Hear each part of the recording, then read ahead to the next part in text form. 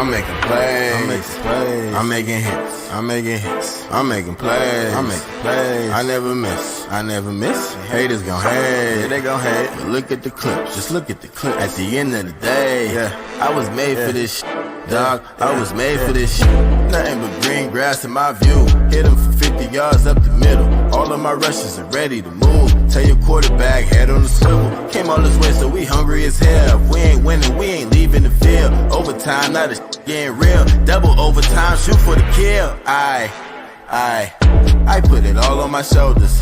Give 100 till it's over. All of this ice in my veins. Tell me, how could there be anyone colder? What is up, everyone? Welcome to Arrowhead PM, powered by Chiefs Kingdom. It is good to be back after a bye week, after watching the Royals break our hearts. But don't worry, the Chiefs are here to not break our hearts. We got a big week. And guess what? I'm back. I'm back for the foreseeable future, unless, I need to do family stuff, which is obvious. But we got DG in the house. It was good. Ethan and Trizzy might make it. Who knows? But we have a very special guest to talk about the Saints game, to talk about the 49ers game, to talk about the top plays of our season so far, and maybe discuss trade stuff. Who knows? But we have an awesome special guest. She is one of the best Chiefs fans I know. I really respect her opinion. She's one of the best in Chiefs Kingdom. Ladies and gentlemen, Miss Kylie Winfrey. How you doing today? It's Kylie. Oh my God, I love that. First of all, that would be great to have, just like always around, right? Just that cheer and that war. The crowd is yeah. That's how like Patrick Mahomes feels, right? Like that's just how he's getting. No, I'm so good. Thank you so much for having me. This is so fun. I don't get a chance to do this much often, so I'm happy to be on the show with you guys, and you guys are killing it. I loved the intro also, by the way. I hadn't seen that, so great intro. But no, I'm super psyched to be here. Thank you for having me. Oh, it's great to have you, and we got a lot to discuss. Obviously, we took a break for the bye week, obviously, because we wanted to watch the Royals. And yeah, we don't need to talk about that. There's always next year. But this season's been pretty interesting so far, but we're 5-0 and headed to San Francisco. But I wanted to talk about the Saints game because we weren't able to do a podcast last week to talk about the 26-13 victory over the Saints on Monday Night Football. Just talk about initial thoughts and everything. We'll start with you, Kylie. What were your thoughts on the game against the Saints? Main takeaways, this, that, and the other. That was a fun game to watch. So few often that we are able to see them, I don't want to say blow another team out of the water, but like comfortable lead. I wasn't like stressing in my living room with 30 seconds left while the clock ticked down. So that was good. No, I thought it was the most complete game that the Chiefs have played all season. 5 games in, we were kind of waiting to see the offense do something. I know we've had a few hiccups down the road with injuries and stuff, but I loved that they came in and they did, they ran the heavy personnel. They had 12, 13, sometimes 14 personnel, really bringing in the heavy tight end sets, which I've been pushing for a really long time. And then when they brought Jody Fortson back in, I was like, it'll be interesting to see how they use 4 tight ends. And, they did it. And I feel like that obviously getting Kelsey back involved has been a key factor to making sure we're getting down the field. And I think that was another way to kind of do that and also deal with the void of Rasheed. And the running game looked good, so can't complain about that. Kareem had over 100 rushing yards, and he's just like back and looking kind of like his old self, right? Like that's fun to watch. I didn't know really what to expect when we were going to get him back, but he just absolutely has been killing it. So I hope that continues. But I mean, the defense continued to roll and they just look ready to go. Spags defenses can sometimes have a little bit slow when they're coming down the season, but this one seems ready to go. So overall complete game. It was a good way to go into the bye, like feeling like, okay, this team's 5-0. They looked good. They looked better on offense. The defense is humming. Like, I feel good. How do you think? What do you think? I mean, I could definitely agree. It's hard to add to that stuff. I think the main thing is just like, I felt like Patrick and Andy and Matt Nagy specifically came up with a great game plan to execute. I think this was Matt Nagy's best called game in a long time when it comes to the offense. Everything was clicking. I mean, obviously there was the Juju tip up to an interception. Shout out to Colin Saunders, by the way. That was one hell of a interception and run. That was amazing. Electric. I miss him so much. But otherwise, like, I mean, we dominated that game, and yet there's still kind of some issues. Obviously, we still are not 100% great in the red zone. I don't know if it's just me. Ever since Matt Nagy took over as OC, and I know the whole thing is, Andy Reid is the OC basically, but I feel like when it comes to like execution and stuff, especially with red zone, Matt Nagy and his philosophies into the offense haven't really like been able to read success in red zone efficiency. And then obviously like silly penalties, Jawan Taylor, holding calls, all that and the other. But otherwise, like seeing Juju get 100 yards was amazing, especially based off his previous season in New England. I mean, he got the bag and he's still getting paid by them, which is pretty awesome. But, it was awesome to see that. It was awesome to see standouts like Tershawn Wharton, who's had a sneaky awesome season so far in the D-line. It was awesome just seeing Patrick comfortable. It's awesome seeing Travis just be Travis and do silly shit, and it works. It's probably the most exciting part is just getting to see Travis's mind on the field, and that's why he's one of the greatest of all time, if not the greatest tight end.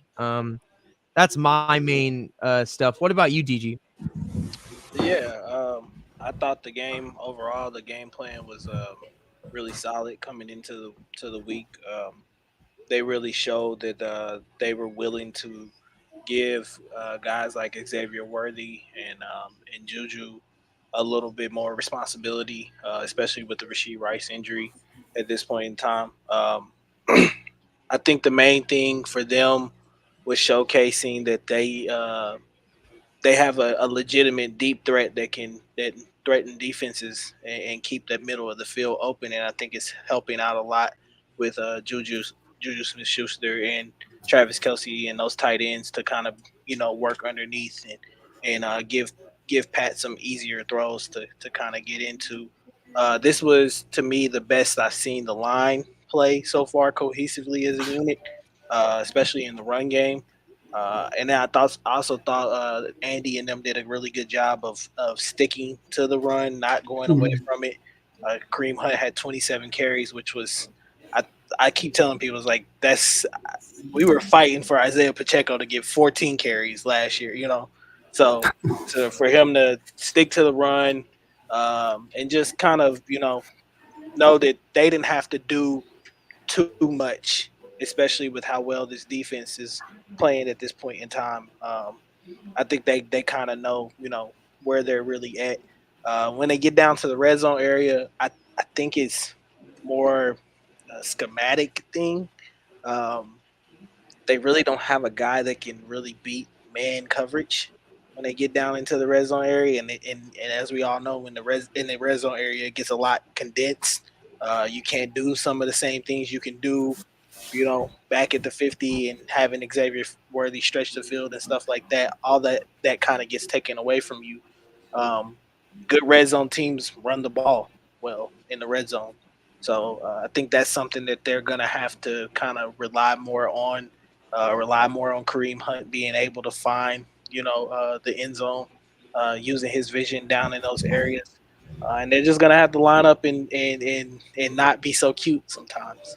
So I think as long as they do that, as long as they've made that adjustment through the bye week, I think that they'll be a lot more successful going on into the season. But overall, it was a great game plan. That game was really over at half.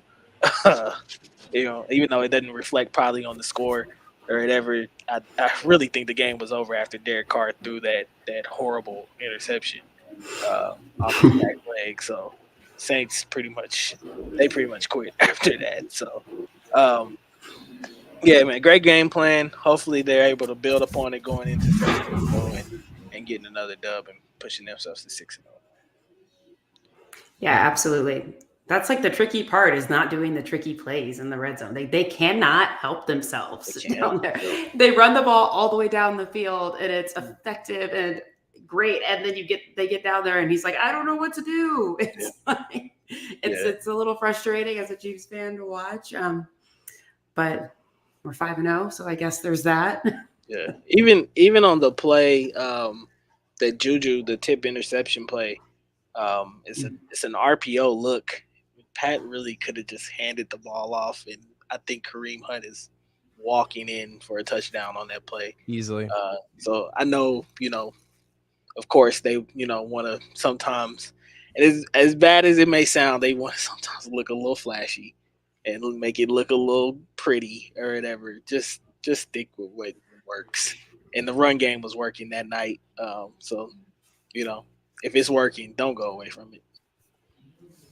100%. Like, and I was before he got signed, I was kind of skeptical about Kareem Hunt and his effectiveness in the offense, basically because of Cleveland and how he had some moments last year, but they didn't sign him on. So I was kind of surprised by that. But then you see all the hype videos of like I regret everything, and you saw what he did against the Chargers, and then being able to see full circle, especially at Arrowhead, and what that meant to him, and having him back, it's just awesome. And I just cannot wait to see Pacheco and Hunt as a tandem duo, with a little bit of Carson Steele here and there, with a little bit, and you got some Samaje Perine still in there as well.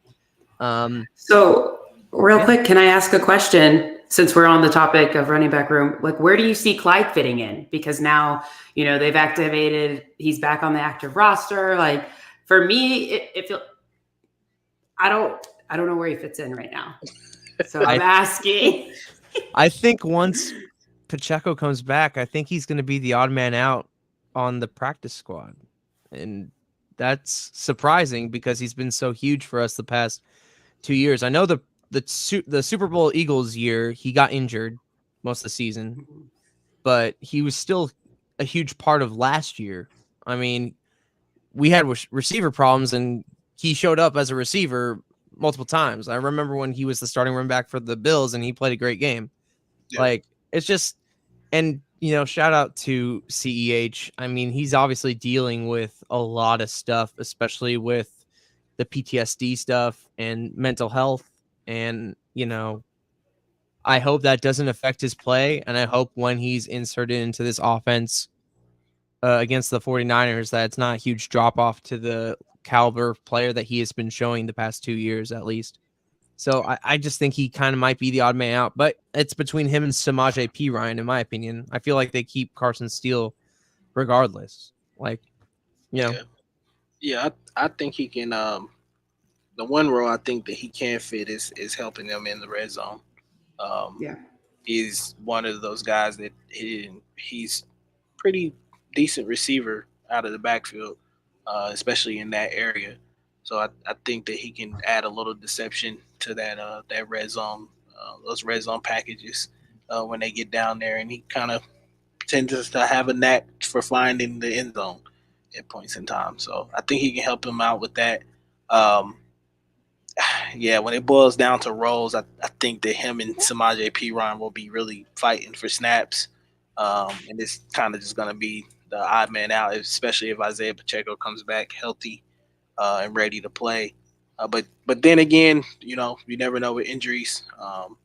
You always need depth. You always need guys there to, especially at the running back position, because those guys take so many hits, a game that they can get hurt at any point in time. So he's definitely got a role I feel like that he can fulfill.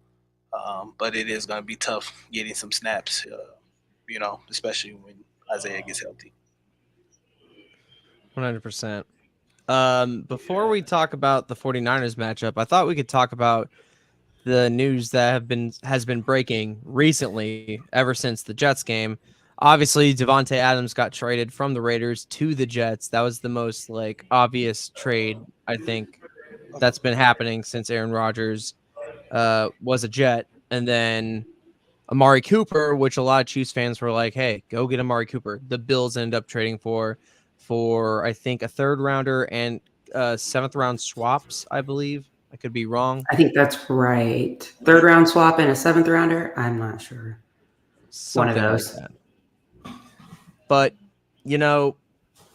there's a lot of talk about how we need to address the wide receiver room, especially with Rasheed being injured, with Hollywood being injured, the possibility of Juju being injured, the effectiveness of Xavier Worthy, McCole Hardman, God forbid, number 24. I'm not going to say his name at the moment. But, it's a lot of questions. I know there's links to Deontay Johnson with Carolina. There's D-Hop with the Titans. There's some people have mentioned Cooper Kupp with the Rams, which I'd be surprised if that even happened, but you never know. And then there's Christian Kirk with the Jaguars. There's a lot of different options. But my personal opinion, before I let you guys go, is I think Veach and Andy want to wait to see what happens against this 49ers game before they decide to pull a trigger. If they feel like they're not effective against the 49ers, which we just played in the Super Bowl, I feel like Veach gets a little more aggressive when it comes to the trades. So that's just my opinion, but I wanted to hear your thoughts, Kylie. What do you think?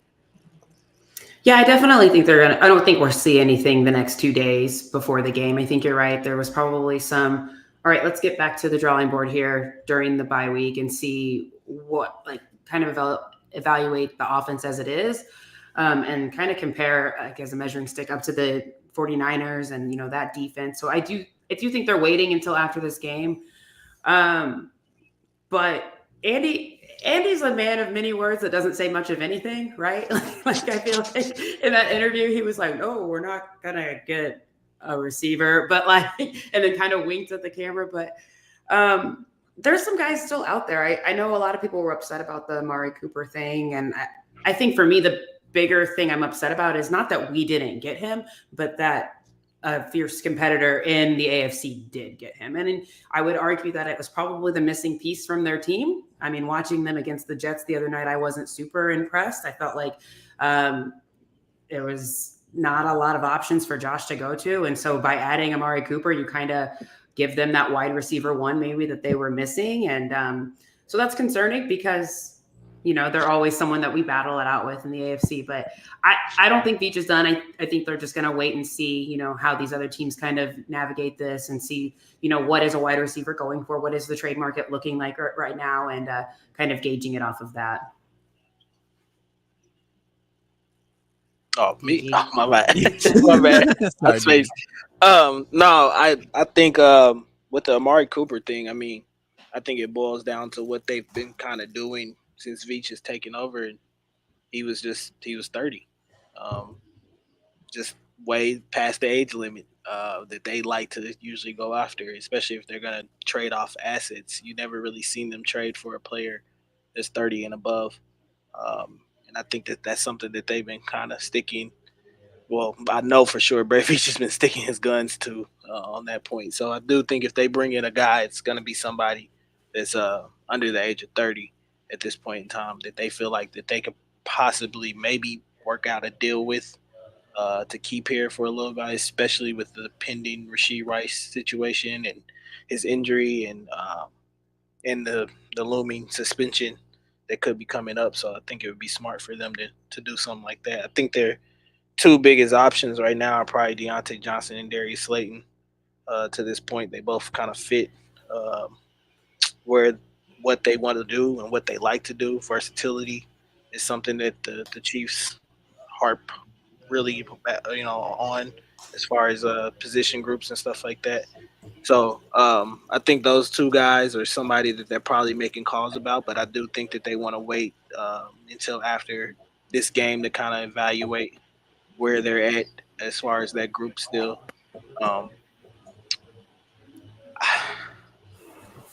Do I think that they could still win the Super Bowl if they don't make a move?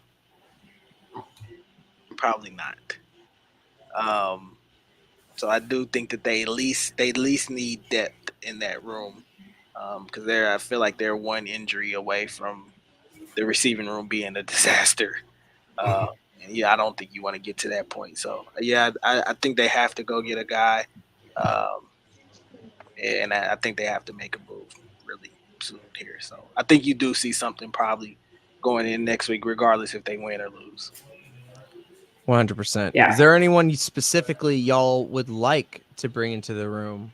I think personally, my top two choices would be Deontay Johnson and Christian Kirk. Personally, I know there's talks of Mike Williams and other things, and possibly good old MVS back in the fray. But what do you guys want? I actually love that DG said Darius Slayton. I think that that's a really great call out. I also like Deontay Johnson. They're both younger guys that, like he was saying, you kind of need to look at 2025 now with Rashee Rice, unexpected injury. You don't know what's going to happen with Travis Kelce next season. Will he be here? Will he not be here? So you definitely need someone that you can not only build on from this season, but have for next season. And I think both of those guys do that. With Darius Slayton, he's a Kafka guy, over there with the Giants. So he does know the offense a little bit better. He at least has a little inside track there, which I think, when you're coming in mid-season is really, really important. So for me personally, it's those two guys. I'm not really Cooper Kupp, Mike Williams, like guys coming off of injury, guys who are prone to injury. Like that's the last thing we need with all of the injuries that we have. So not really so much in on those guys. 100%. Yeah, I think the big fish to me is Deontay Johnson. I think he fits what they like to do, what they like for their receivers to do, the versatility that he can bring. He can play the X, he can play the Z, he can play in the slide. He can pretty much play wherever you want him to, and he can beat man coverage with his route running. Darius Slayton is an intriguing option too, just like how Kylie spoke to with knowing the terminology of this offense, some of the same philosophies and things like that. I'm assuming him getting here, he would be familiar with certain things that they like to do and what they like to see. The Christian Kirk thing, I would love, but I just think the financials for that are a little bit out of their ballpark at this point in time. Unless Jacksonville is just going to do them a favor and eat some of that contract for them, which I don't think they're willing to do. So I think that option is a little bit less far-fetched at this point. Yeah, man, if I had to pick, I would pick Johnson, Deontay Johnson. I would pick Deontay Johnson, but I'm thinking it's more looking like Darius Slayton may end up being the chief at this point in time, because I think that the compensation for that would be a little bit less what they would want for Johnson at this point. The MBS thing, I know a lot of people were talking about. I just I don't see them. They already cut him once and didn't want him here. And then you drafted a guy that does his position, that plays his position at a much higher level already in his rookie year. So I don't know why they would make that move. It schematically wouldn't make sense to me. And having two of the same guys when you actually need an X that can beat man coverage at this point. So yeah, I hopefully Reach doesn't get that desperate. But we'll see what happens. But yeah, hopefully it's either Slayton or Johnson that ends up wearing Kansas City Chiefs red.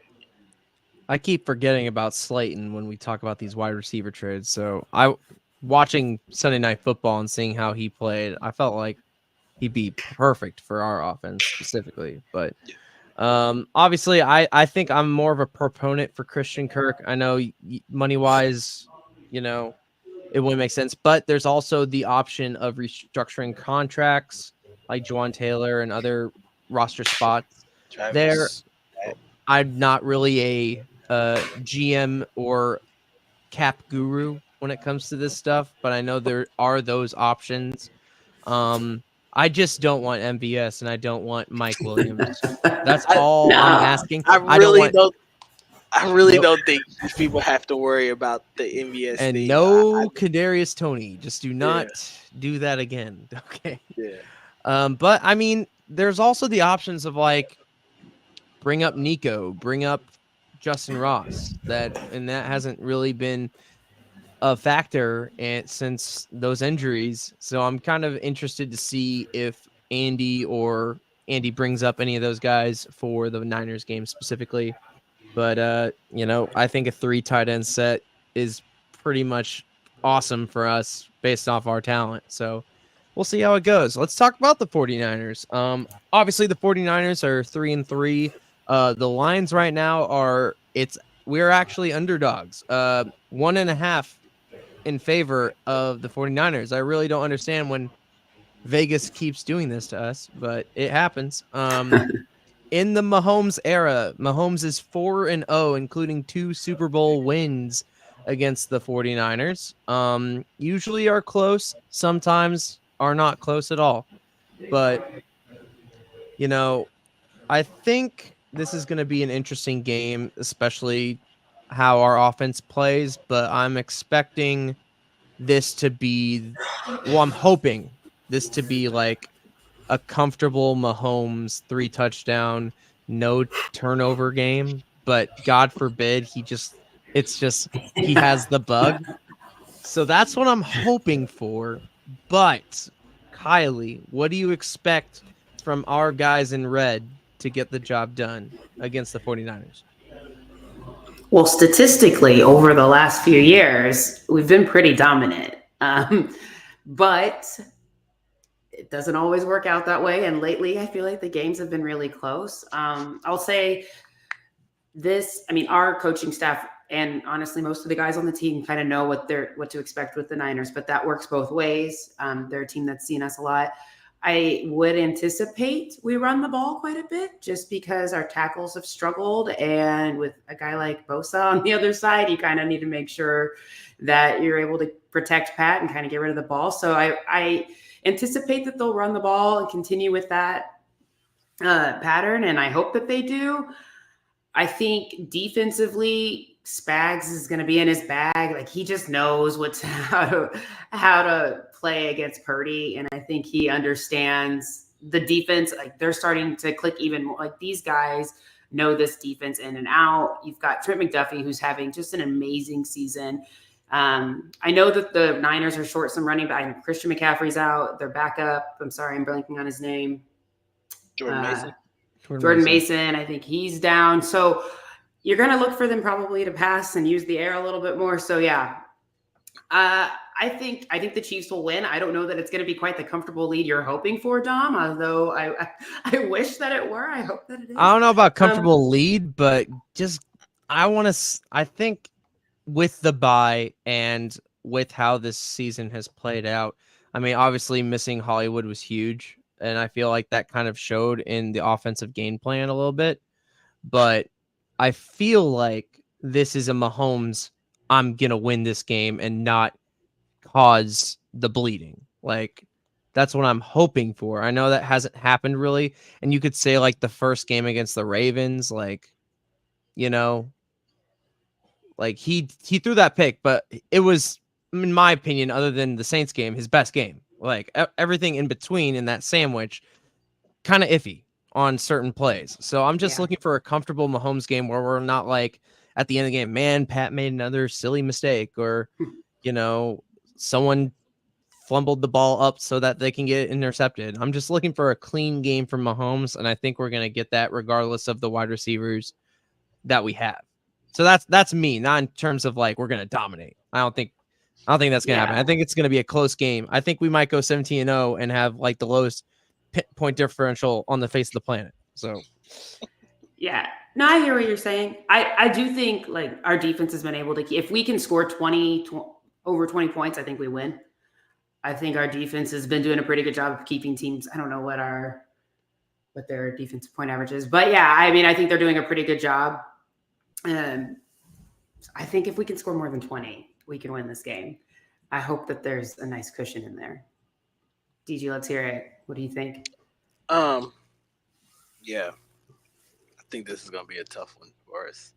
Um, I I I always have the expectation that the Chiefs are going to win just because of what they've shown you over the years. Um, and actually, Mahomes in the Mahomes era, they're 5-1 after the bye.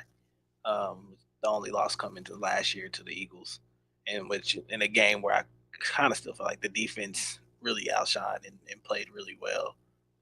Offensively, we had our struggles and things of that nature. So yeah, that's what it ultimately boiled down to. But the only reason I say that is because I just think the motivational factor for the Niners is really there this week. They you can tell they really want to win this game. I Yeah. know that they I know they can't get their Super Bowl revenge back or anything with this game. It's just a regular season game, but you obviously know that that's got to be in the back of their minds at this point in time. But I agree to what you said, Kylie. I think that this is really an emphasis, a game for them to put an emphasis of staying ahead of the sticks. Um, you don't really want to get into third and longs, second and longs with this team. I think this is also going to be a game where they're really going to have to try to clean up the penalties on the offensive line. Because if you allow this Niners defense to pin their ears back and come after you, obviously we know what they have on that defensive line with having Nick Bosa and Fred Warner and all those guys, and then the way that they kind of scheme up, their blitzes and stuff like that. Um, I do think that you can take advantage of their secondary a little bit.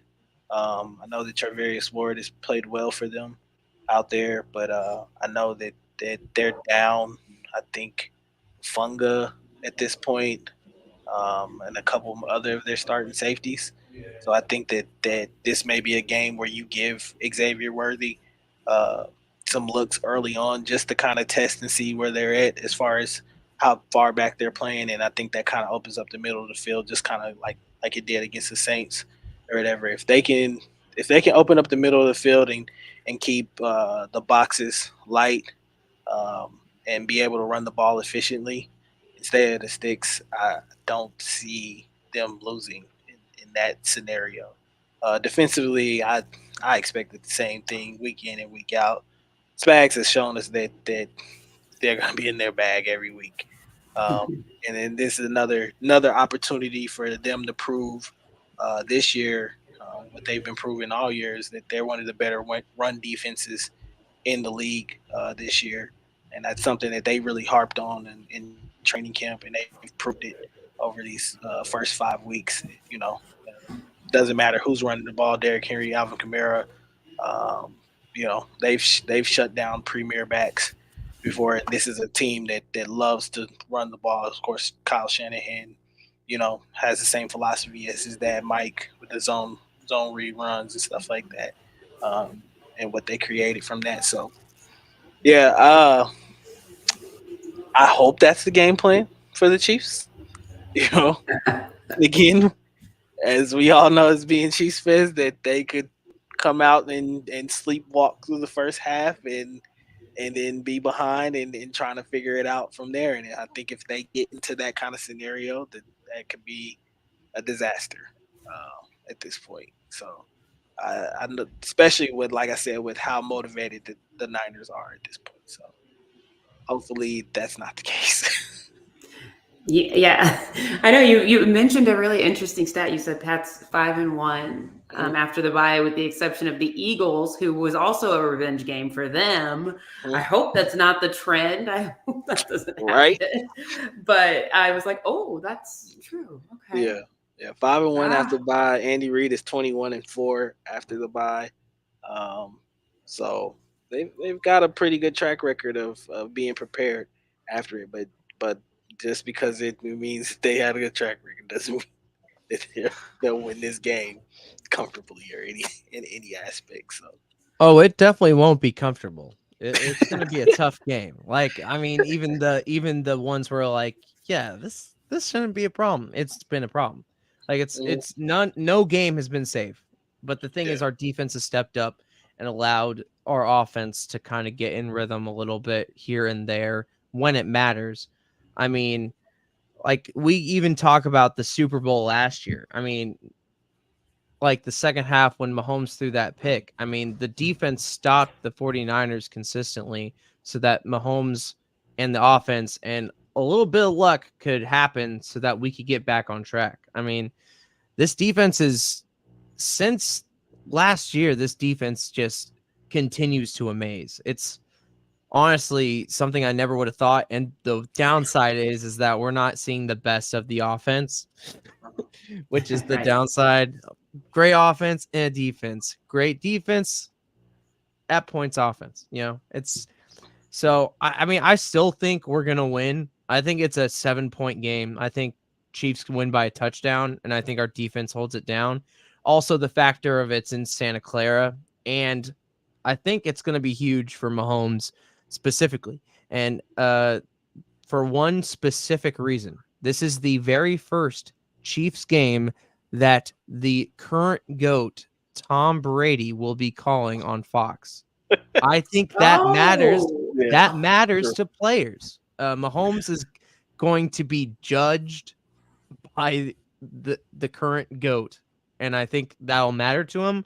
I think Andy and Matt will have a great game plan against a 49ers defense that, like DG said, is a little susceptible. And, you know, Brock Purdy has been playing well. I mean, he has made a couple mistakes here and there, but he has been playing well. And you know what's crazy is that a huge stat that I learned is that when Mahomes has an 85 passer rating or above, they don't lose. Let that sink in. And that includes this year. So with Mahomes' play not being as great, and I think like me and DG have talked in chats and stuff and been like, you know, like I've been kind of critical of Mahomes' play. I think, you know, and obviously I know like he's the best. I know he's the best quarterback that I've ever seen and that he's the best in the league. And those kind of doubting it this year again will eat. They'll eat it like they always do. It just happens.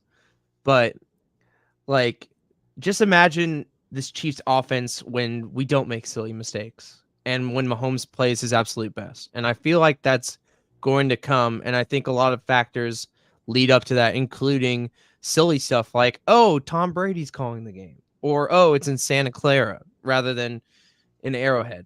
Because sometimes even the best teams beat us in Arrowhead, like the Bills and the Eagles. I just think it's a different circumstance. I think they're ready for the 49ers. They know how much it means to the 49ers to beat us. I feel like with this defense, with Chris Jones, and their O-line is not that great. Like, it's okay, but it's not great. This is a Chris Jones takeover game if I've ever seen one. George Karlaftis going to make some waves. And like I said, Tershawn Wharton's having a great season. FAU, this could be a good game for him. And shout out to my man, my favorite defensive player and my personal defensive player of the year for the Chiefs, Chamari Connor. I think he's going to have a nice, solid game, of course.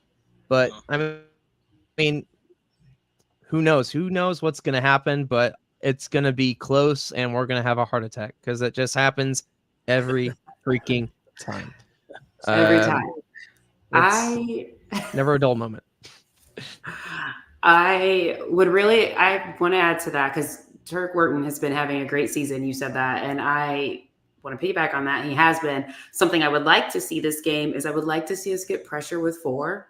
I feel like that's something that, I mean, obviously Chris is being doubled, but like I need to see Karlaftis get home, like FAU get home. Like I'm ready to see. I think I'm missing something from George. Not to take anything away from this defense. They're doing a great job. But if there was just like one more thing I was looking for, it would just be a little bit more of them getting home and a few more sacks. Like, let's see these quarterbacks go down. We have a really strong defense. Like, let's I feel like just hammer it to them. So that's all. Yeah. The interior of this line between Chris Jones and Turk Wharton have been playing on. Turk Wharton, I think, has been playing almost on an all-pro type of level if he had the sack numbers to go with it.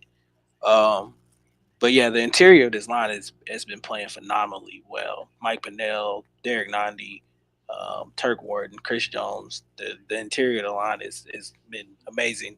The edges have been a little lackluster, especially the production you're kind of getting from George Karlaftis and FAU. at this point, and I think that that's something that Charles Omenihu, when he comes back, he can help out with. Um, I I think that right now it's kind of a little bit more difficult for George, just because um, teams are probably game planning and focusing a little bit more on him than they are for FAU. And not to knock FAU, but still him kind of getting acclimated to the league. I don't really think he's putting a lot of fear in teams' hearts right now, or whatever. So you may be, sliding your protection or doing something of that nature to kind of go George and Chris's way to make sure that they're bottled up and kept in place. But I think that that's something that Charles Omenihu, when he comes back, he'll be able to help out with, or whatever, and be able to get a lot more pressure on the QB. But yeah, the from every level, all three levels, from defensive line, linebacker, secondary has been playing phenomenal. Jalen Watson, I think, has really proved to everybody that he's cornerback number two, and really hasn't cost them any games up until this point. I think he's been playing on a top tier at this point in time too. So hopefully he can continue to keep that up. Trey McDuffie's an All Pro, and Shamari Connor, I think, has All Pro potential For sure. at the position that he's playing this year if he continues to grow or whatever. So It's kind of funny how we are great in the interior on both offensive and defensive, and our biggest struggles are the edges on both offensive and defensive. It's yeah, just funny observation right there. But let's do the top 10 plays of the season so far. We did 5 offensive, 5 defensive plays. I know how it's only 5 weeks. Why are we doing a top 10? Well, it's the bye week and we got it early this time. So sue me. But we got 10 plays that are going to be great. We're going to start off red hot in a quick second as I try to get it up. We're going to go by game. So the one play that I think has been I mean, there was obviously a lot of great plays from the Ravens game, but this is a defensive play from the Ravens game. Is having troubles with your video. Of course, it's not working, but it is okay. I will figure it out. One more time. Son of a. Okay, I think I know what the issue is. Keep talking. Talk about something else for a second. So during the Saints game, you were talking about how we just can't have like a relaxed game. I swear, guys, it was like right before we were about to score. I was like, this feels good. We're about to go up 2 scores. I like put my feet on the table, like on the coffee table. I was like, I think we're going to score here. Threw an interception. I swear. I was like, they knew it. They knew it. They felt me get comfortable. all right, yeah. They I was felt it. I was pacing regardless, just because the Royals were. It was really hard that night because the Royals were on, and then the Chiefs were on. So I was already pacing because the Royals were making me uber nervous already. But the Chiefs game did keep me kind of calm in between innings of the Royals game, just because of how they were kind of playing. But yeah, the interception in the end zone to Collins is just, yeah, that was just the icing on the cake for me to see that play happen. For it to be him, I knew going into the game, I was like, Mahomes is gonna throw a pick and it's gonna be to a former Chief. Just which former Chief? And I thought it'd be Tyrann Mathieu or whatever. I was like, Tyrann's probably gonna get him at least once. We'll get that out the way. I had no idea that it'd be Collins. I would have known. And then, but shout out to him, man, picking it off and then having the awareness to switch the ball over in the middle of him running. So you could tell he's played some running back in his lifetime before. But yeah, he was trying to house that thing, man. I was low key kind of rooting for him to do it. Listen, I'm good with the couple. I wanted to get like 30 yards or something, 25 yards, but I'm good with that. But yeah, I was like, this guy's still going, and we can't tackle him, and we can't tackle him, and we can't tackle him. Oh my gosh! Man touchdown! You never want to give up a big man touchdown to anybody. So it's truly embarrassing. But yeah, shout out to Big Colin, man, for coming in and being able to do it. Kylie, what other ventures do you have going on outside of Chiefs podcasting at this point? Man, I've just been enjoying the season, just trying to be like a true like spectator and just try to be relaxed. I mean, but we know that that doesn't go well. You know, working, paying the bills. Husband and I like to travel, so we've been trying to get out and do a bunch of stuff. But we got a puppy back in over the summer, so that's been like a full-time thing too. But yeah, football. Right.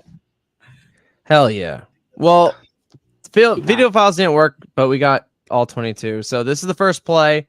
It is a 4th down play against the Ravens. And shout out to our guy, Trent McDuffie, to get that shit done. Huge 4th down. It was a turnover on downs.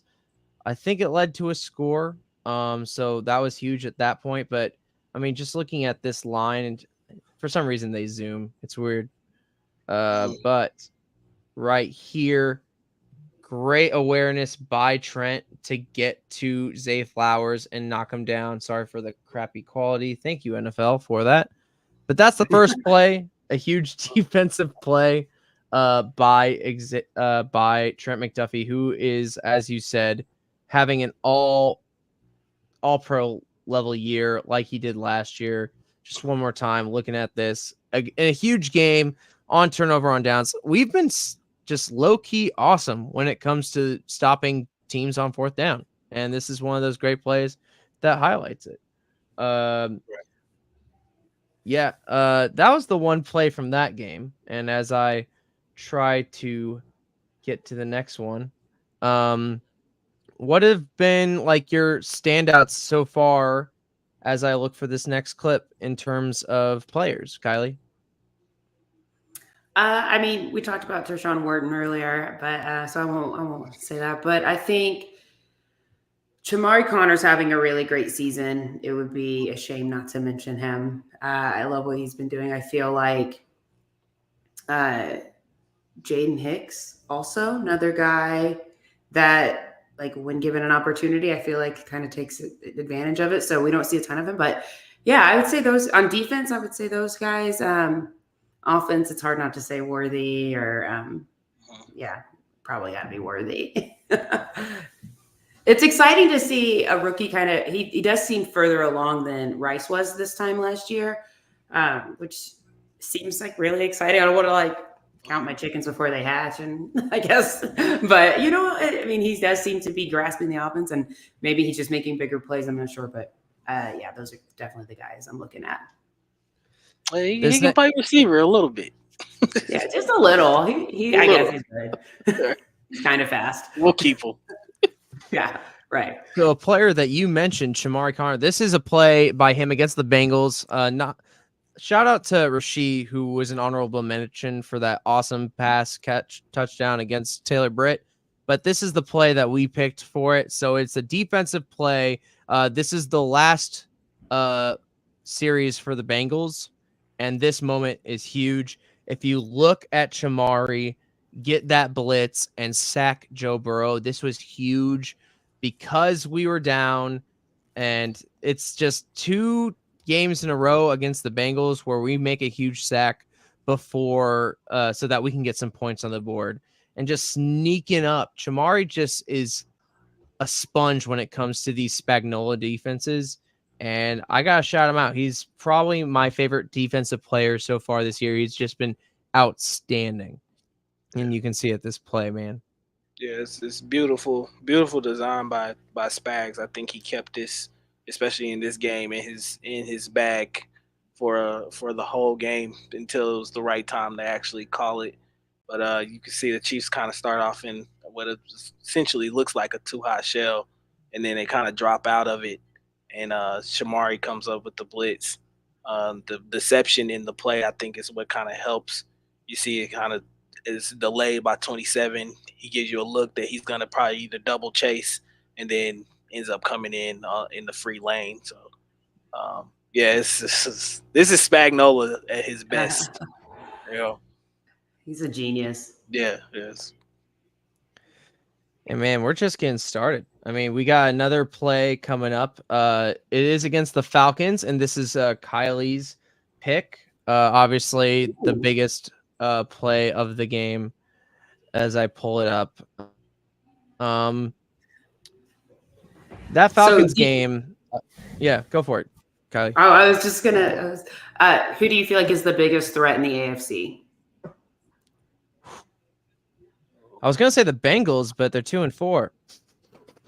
They still feel like they So- got our number though. Like even if we see them in the playoffs, it would concern me. Like even starting at 2-4, the Bengals concern me. Their defense doesn't concern me at all. I think their defense is garbage this year. No, their outside defense of- somehow plays us great. I was just gonna say we struggle. But I think that's more indicative of us not being patient, and taking what they actually give us. You know, I think a lot of other teams, when they do approach them, they actually take what's given to them. I think for Pat and Andy, they just get too antsy against the Cincinnati Bengals and Lou Anarumo. I think he kind of knows that. He sticks to his guns when they play against us. So but the biggest threat, I would say probably right now the biggest threat would probably be either Houston or I would say Buffalo at this point too. Buffalo presents challenges now, especially with getting Amari Cooper. That's gonna be tough for us just because of what Josh Allen can do with his arm and what he can do with his legs. But we'll get to the play. I'm sorry. No worries. So this is the play, the fourth down play, another fourth down stop. Nick Bolton had a fantastic game this game with the assist from Leo Chanel, who's also having a freaking fantastic year. Shout out to Leo. But this huge fourth down play, which, 2 series in a row where we stopped him on fourth down. I know there was talks about like Brian Cook on that previous one. Was it pass interference? Was it not? Do the Chiefs got the refs? Blah, blah. Who cares? This was a huge play by a guy that has gotten a little bit of flack these past couple of years, but he is the quarterback of our defense, and we got to shout him out. It's a great play by Nick Bolton and a great shout out by Kylie to pick this play as one of the top plays of the year so far. Well, and I also love, thank you for that. The D line does their job very well here as well. If you look the way Great they're pushing in, yeah. And then Nick Bolton just flies in and they read it well and well executed. Yeah, the two funniest things about this play is Leo Chanel pretty much taking on 2 guys and dominating both of them. And then the fact that Chris Jones was on the sidelines on this play. He's not even in there. You have your best defensive player, your all-pro, all-world defensive tackle on the sidelines on 4th and 2, and you're still able to come up with a stop. So shout out to Mike Pennell and Derek Nandi and the guys in the interior who've been stepping up all year, making plays and doing their job at that point in time. So, that's the great part about this team. None of them are heroes. None of them try to be heroes or anything. Just step in, do your job, and the rest will take care of itself. Absolutely. 100%. Next is the Chargers game. I think there's some obvious plays not the early parts, but there are some obvious plays where we made some effective moves, and we're going to start with obviously the biggest play of the game, the one that got people talking, obviously, and a fun stat that Mahomes hasn't thrown for a 50-yard touchdown in X amount of days, blah, blah, blah. But shout out to DG's Texans' own Xavier Worthy for this play. This was just great to see. Makes me wish we had Tyreek still, but hey, we got Xavier Worthy, who's still stretching the field and stretching the defense. And shout out to Sky Moore. I know no one wants to give Sky Moore any love, but that was a good chip block. Yep. Gets a great catch right there. Boom. Amazing. Fantastic. Like, just everything works perfectly. And it's just a little wrinkle in what we could hopefully see more after the bye week. Yeah. Yeah, I think this play kind of shows how fast already Xavier Worthy's kind of growing up in this league. The way he stems at almost the top of his route to kind of get that DB to hesitate just a little bit to get that separation. Um, Obviously, he knows he's got blazing speed. He could probably just run past them, but to have that little bit of deception in your route just shows the maturation that he has already with his route running. And if he can just continue to put it all together, he's gonna be a phenomenal threat in this league for a long time to come, especially with that speed. That speed, and he tracked that ball well, and what a just perfectly thrown. Yeah, that too. And he caught the ball and he drew a flag. So Yeah.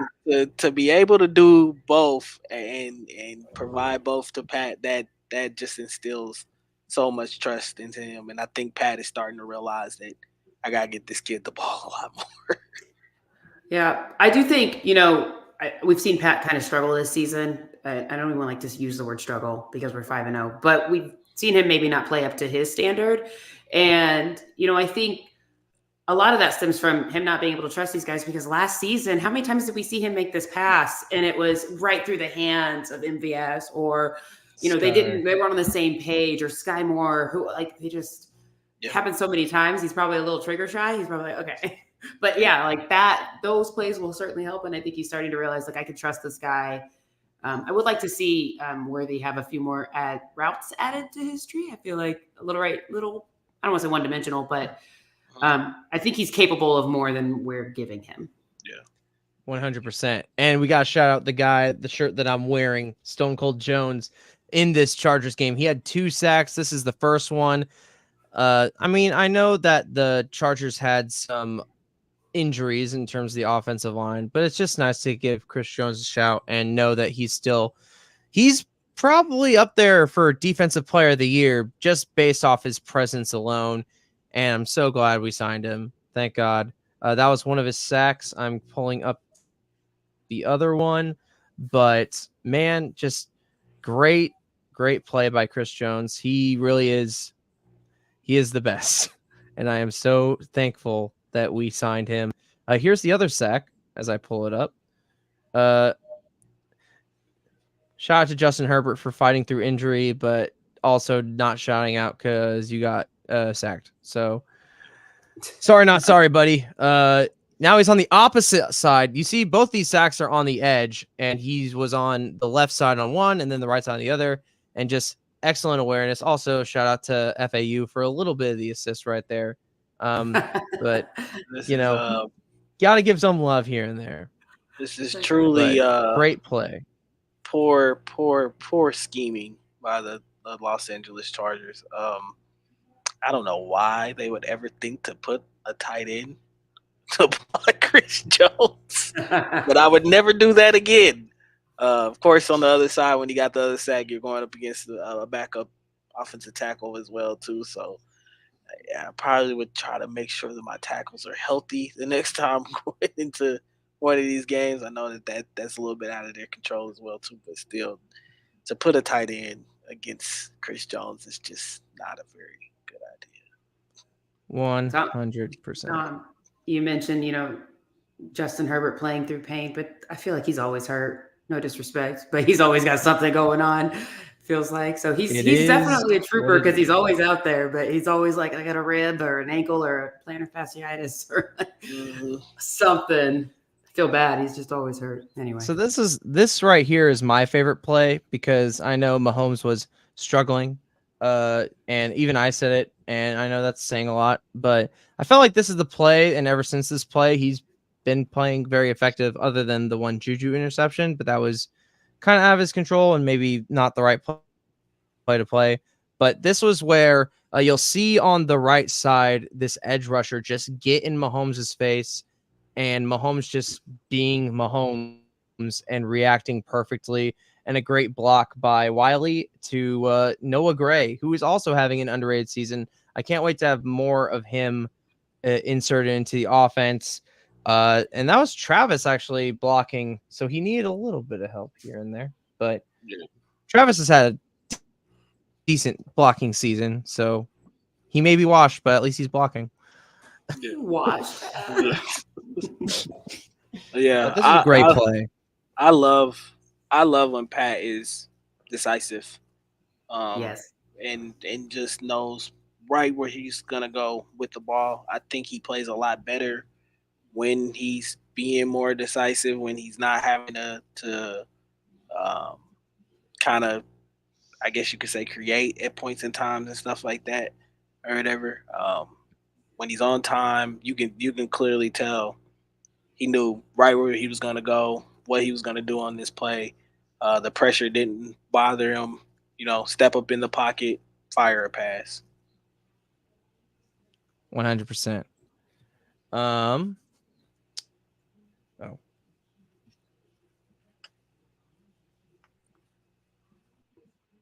Yeah, I do feel like last game with the Saints, we saw his pocket presence was a little better because prior to that, he was leaving the pocket way too soon and it creating like not able to extend the plays that he's trying to, and his footwork is all off. And so, like by staying in the pocket and kind of allowing himself to trust his line and trust his reads, kind of helps him.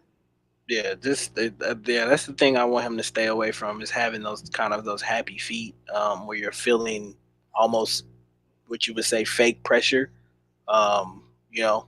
When there's pressure not really there, and you're kind of speeding up your internal clock.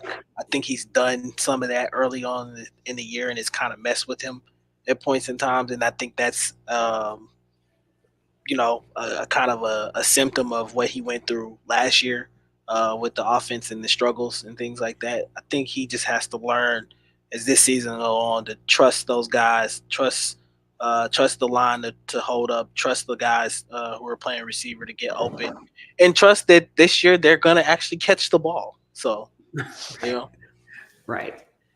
I know Kylie got to get going soon, so I'm going to try and go through this really quick so that we can give you a shout out and get you going. Okay. But okay. Here we go. This is one of the plays. This was Ethan's pick. This was Kareem Hunt's first touchdown back as a Chief. NFL, please don't take this off because this is the only way I can play it. But fantastic 5-yard run, toughness. The vision. Great. There we go. Shout out to Kareem Hunt. He had a fantastic game. 27 carries. You're a freaking animal, dude. Like that's what it should look like in the red zone. Just stick to it. It's just the emphasis of sticking to it. You just got to do it. Just do it. I know it's not pretty. I know it's not flashy. I know it doesn't get on Sports Center top 10. Just do it, guys. It's simple. It's a simple game. Yeah. Here we go. We're begging you. Right. Right. And of course, this is Travis Kelce and his brilliance right here. I'll bring the sideline actually up because I bet that's way more exciting. But this is the infamous Travis is just going to do Travis things. And I feel like I'm talking to Bronze or whatever that Mahomes said. So this is the lateral play, and Kelce lined up in three bunch, gets wide open, and you could just tell, chuck that shit. So nice. Travis is crazy, man. Definitely great improvisation on his part. We've seen him do it before. But for P-Ron, I like to shout out Samaje P-Ron for having the awareness to know that, hey, he may throw this ball to me, and I got to get to this first down marker. So shout out to Samaje for being aware on that play as well, too. Yeah. I couldn't believe my eyes. I was like, oh. Yeah, look, when he caught it and he got here, I was like, he's pitching it. Somebody's there. I don't know who it is. I just hope they catch it. Bro, you can even kind of see Samaje kind of hesitate, but you could tell he wanted to raise his hand and be like, right here. Yeah, right. Yeah. Great chip block, gets wide open. Just Kelce, man, he's accurate when it comes to laterals. It's kind of crazy. Except for that one time against the Bengals, but former quarterback, got it honest, All right, we got a 2 more plays. Let's go to this gem. The 50-yard pass to Juju Smith-Schuster, a guy that had a fantastic game. He's wide receiver 1, and that's kind of saying a lot at this point, but we're glad to have Juju back. And this is the reason why a veteran that, in motion and, a little help from a slip, but I'll take it. 50 yards, 116-yard game, man. Fantastic by Juju.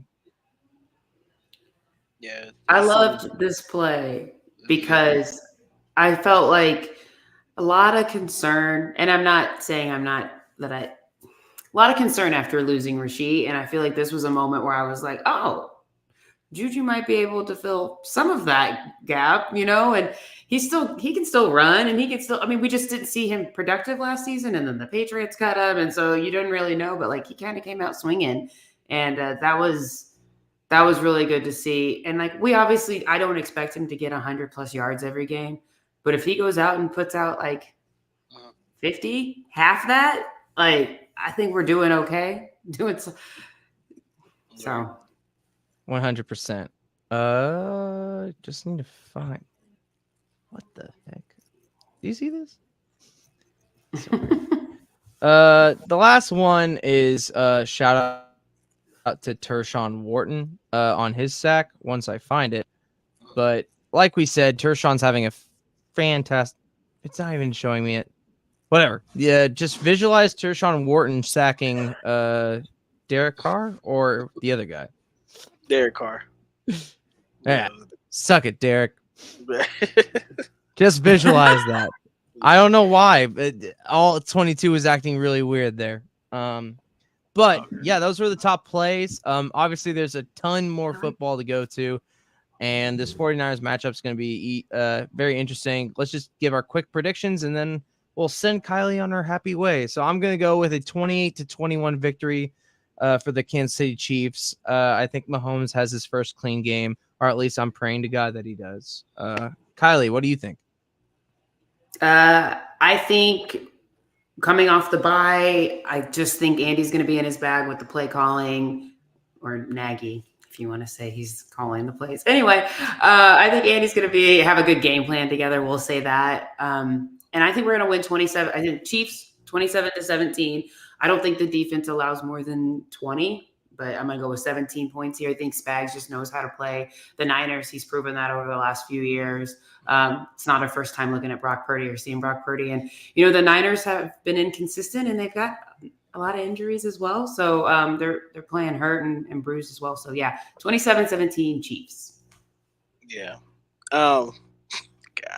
Chiefs fans are really good this week. Don't do it. Oh. Yeah, it's the first time that I've picked against this. And I'm only doing that solely just based, like I said, off the motivational factor for the Niners in this game. But I still do think it's going to be a close game. So I'll go 24-21 Niners. I hate picking against this. But I just kind of feel like, with all the talks going around this week, the Niners seem solely focused on trying to beat this team, because I think it's a proven point, I think, for them. They've been to the Super Bowl and things of that nature, but they haven't been able to get over that hump of beating us yet. So we'll see. Hopefully, I hope that I am massively wrong, and y'all can jump in my mentions on Twitter and bash me if we win, and I will gladly take it off from y'all. So, I hope I'm wrong. All right, Chiefs locker room, put this on for bulletin board material. Yeah, if you need to use DG for motivation this week, use me. Use my words. I'm perfectly fine with it. Go ahead. Oh man. So Kylie, thank you so much for joining us today. It was awesome to have your insight and everything. And, I know lots of Chiefs Kingdom miss your input weekly, whether it was through How About Those Chiefs or through Kingdom Cast. But having you on here was awesome. And, we expect more cartwheels as the season goes It's on. I want to back. So I've keep been those praying for cartwheels a going. backflip. I haven't got a You backflip. trying to see me in the hospital? I cannot do a backflip. I had to do, so what was it last week? The Royals won and the Chiefs won. And I was like, I'm going to do somersaults. I'm like throwing all this stuff out there. Like, why did you say all that? Because then they both won. And I was out there trying to figure out how I'm going to do a cartwheel into a somersault. So I definitely need to think a little bit more before I say I'm going to do this stuff. But no, I hope I'm doing cartwheels, lots of them the rest of the season. I really thank you guys for having me on. I don't do this every week anymore. So to come back and like chat with you guys, like, yeah, I do kind of miss that. So I appreciate you guys having me on. You're super fun to chill and talk with, and keep doing what you're doing because I think you guys got a good thing going here. So keep doing that. I would love to come back maybe later in the season if you'll have me. Of course. But yeah, this was so fun. So just thank you so much. Don't forget, guys, to like and subscribe to their channel if you have not already. Like this video. Keep supporting because y'all are doing great. She's doing my outro for me. I don't have to do any work Sorry. today. No, you're good. Like she said, do all that stuff, but also check us out on Spotify, Apple Podcasts, anywhere you can find us. And obviously, we're live streaming on Twitter. We're live streaming on YouTube. Subscribe there. See you guys next week. Kylie, again, you rock. You are awesome, and we cannot wait to see how the end of this season goes. How about those Chiefs indeed? Sorry to steal that guy's thing. There we go. See you guys later.